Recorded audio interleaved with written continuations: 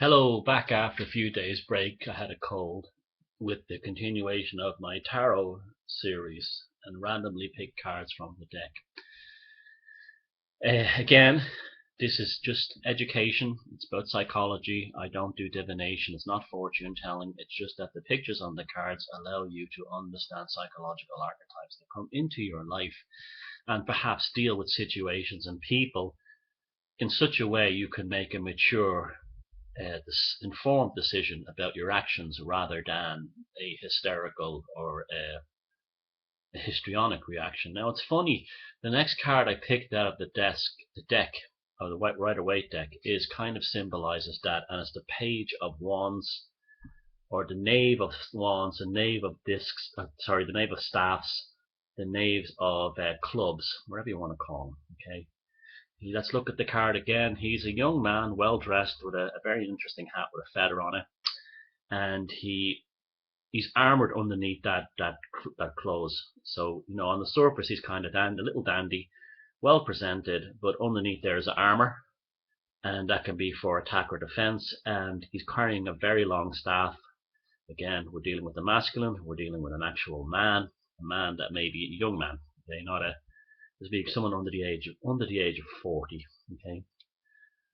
Now, the Page of Staffs, Page of Wands, or Knave of Wands, is a very interesting character because he represents the worst and the best attributes of a young man or a youngish man. On one hand, he's in the desert, so once more he's a stranger who's arrived when you didn't expect him. See, he's in the desert again. So he's arrived when you don't expect him again. He is generally in the neutral, very useful, quick-witted, quick, adept, a good thinker, a good person to have on your side who can help you resolve problems, and someone who's generally a benefit. Now, when he's very well, presented to you or aligned with you, say on the right hand side of the deck, he'll be fantastic. He'll help you solve problems. He'll be dynamic. So in the workplace, or in a group, he would be the one who would say, you have a problem. He would be the one to say, look, let's sit down and talk this out. I have an idea. And so he's the sort of hotshot element. But there's another aspect to him that falls on the left negative side. He's psychopathic. He's often, having dealt with one of these characters myself on a forum that a psychopathic recovery forum, this would be the devious backstabbing bitch queen.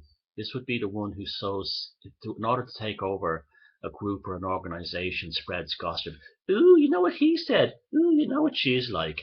Often hiding behind a veil of homosexuality, or holding a teddy bear, or playing the gentle soul. I'm sad, that kind of type, but all the time fucking digging the knife in the back.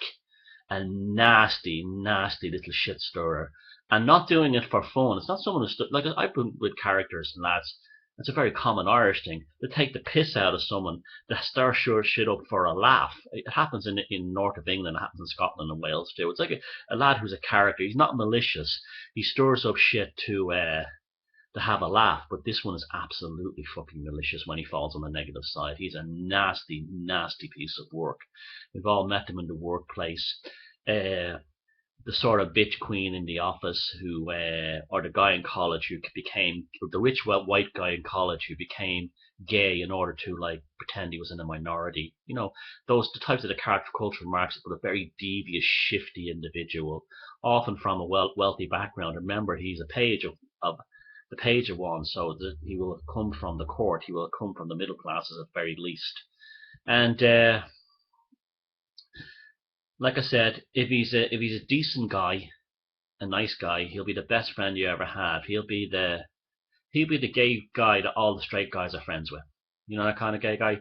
He doesn't play the queen. He doesn't play the big flamboyant dandy. He would be the gay guy that everyone thinks is a cool guy, and he's just a regular guy. He's just like one of the lads. He's a decent hearted sort. He's just gay. But on the negative side, he is the vicious, manipulative bitch queen with the teddy bear, the pink wine, and the bubble bath. And in the neutral position, he represents, at the top of the pyramid, of the spread, he represents someone that you could actually have these attributes of: quick-witted, dynamic, a good thinker, good at solving problems, the right man at the time you need him. Say a mechanic when your car is in a bad way, or electrician.